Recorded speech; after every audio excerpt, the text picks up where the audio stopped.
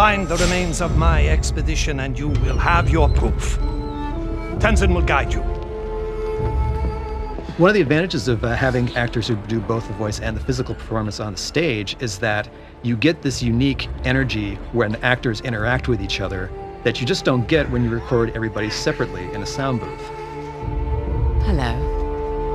Oh! Whew! So much for foreplay. We allow a certain degree of improvisation among the actors.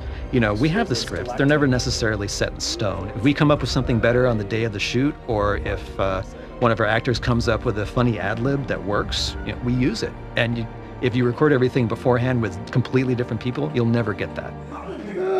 That was great. I love that. The actors and the director, the motion capture director, really kind of treat their sequences like miniature plays, and they block them as if, you know, they're performing in front of a live audience, you know, but because there is no real camera there. There's, you know, virtual cameras all over the place. That old girl can hit harder than that.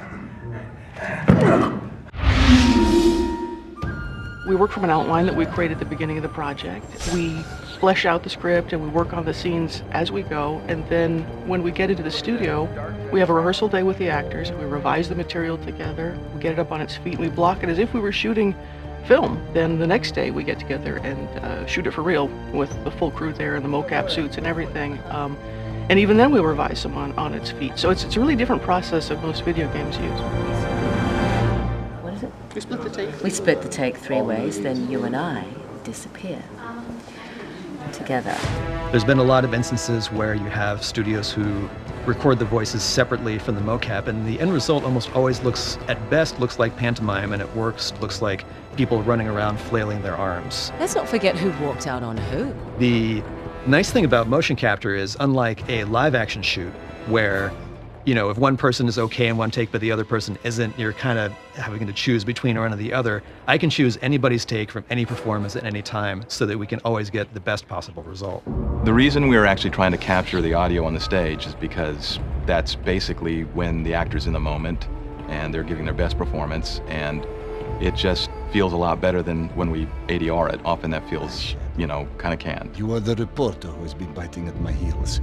You better pray that he is not bluffing. When I really get involved is really on the day of mocap shooting. So I'm there on the stage as we're recording the scenes, shooting the scenes with the actors, and I'm listening for continuity between takes. I'm listening for the right emotional tone between the actors. I'm listening for noise. I'm listening for all kinds of pollution in the sound. And we do a bunch of takes. I'm paying attention to it from sort of the holistic overview of how the performance fits into the larger story, into the script as a whole. I'm listening for the writing, whether it's working, whether what's on the page is coming out on the stage. I place the cameras where I think I'm going to get the best, most effective performances out of everybody, best establishing shots, best close-ups. And when the scene calls for it, especially in the more action-oriented scenes, we always try to add a bit of a handheld feel to the whole thing as well. Once Josh has decided which takes and which masters and all the time codes of the motion capture that he's going to order, I'll stitch it together. He gives me the leeway to make the timing feel good. It feels energetic. Then I go through all of the takes that we've recorded on the stage, not just the ones that we've selected. I'll make my best cut out of all that dialogue. Now come on, I'm through playing the hero. Your adversary will not give up so easily. He will not stop until he possesses the thing he desires. The actors give us such great material on the stage, and when we come in, we have to complete that performance and make these characters really alive and who they are. That usually starts off with looking at what the characters are touching and what prop manipulations and how they interact with each other. And then it goes all the way up to all the fine details of, you know, how their fingers and hands are held and what their faces, the expressions and and tone and emotion of their face. It's not just the lip sync, it's the whole performance. It's what they're doing when they're not speaking as well. So when we get that performance into our computers and we can look at it from any direction, it's at that point we need to set up our camera rigs. We need to, decide where our shots are going to be from, what's going to be a close-up, what's going to be a wide or medium shot, what's going to have a wide angle or a long lens, So we get to start that once the performance is already in. We like to do a lighting study, what we call a lighting study, and look at the action, look at the location, understand the story point, really look at the subtle motion, the interaction of the characters, try to pick, some real, hero frames, some key points, some key frames in that story point, in those scenes, and really light those to really bring the action to life. We start to move lights around in real time in the game, so we can, grab a hold of the sunlight and move it around and see, oh yeah, that angle of lighting really works nice on the character, and it really brings out the right emotion, so we get the right angle, marry that with the right color. Now we've got a compelling shot developing. My relationship with Flynn is strictly professional. Really? Mostly professional. Oh.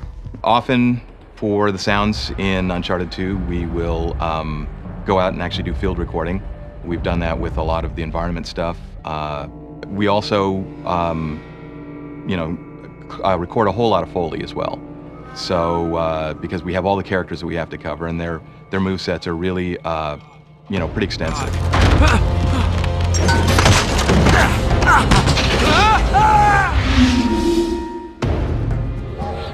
Well, since our goal is to make sure that this sort of cinematic experience that we're providing, both interactively and in terms of the pre-rendered cutscenes, is as seamless as possible, we wanted to make sure everything happened within the same rendering engine, which is our game rendering engine. It's awesome. I mean, it's amazing because, you can play the game, segue right into the cinematic, use the game engine to light these cinematics, bring them to life, and just make it really, really immersive, using the game engine. Just one goes into the other and out, and so continuity is just there. Because we have the same assets that you're looking at in game and in the movie, we get that seamless cinematic experience. It's really, really unique. I suppose I should have quit while I was ahead. It's not just about the visceral thrill of what you're doing, it's about the emotional and the visceral thrill, and that's where having it be a character-driven story is so important. And it's great fun for the player to experience, and I look forward to it. It's a lot of fun.